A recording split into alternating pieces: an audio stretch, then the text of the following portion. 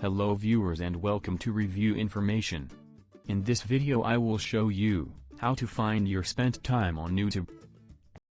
Subscribe to my channel and hit the bell icon to get notified any updates. To begin, open the YouTube app on your phone. Then tap on your circular profile icon in the upper right corner. From the menu that appears, select Time Watched. Here you will be able to see the amount of time you have spent on YouTube based on your watch history. You will see your daily average time, day-wise spent time, total amount of spent time today, and total amount of spent time in the last 7 days. Below you will see a couple of tools to manage your time spent on YouTube. First, tap the switch beside Remind Me to take a break. This will set up reminders from YouTube, so you don't end up spending too much time watching videos.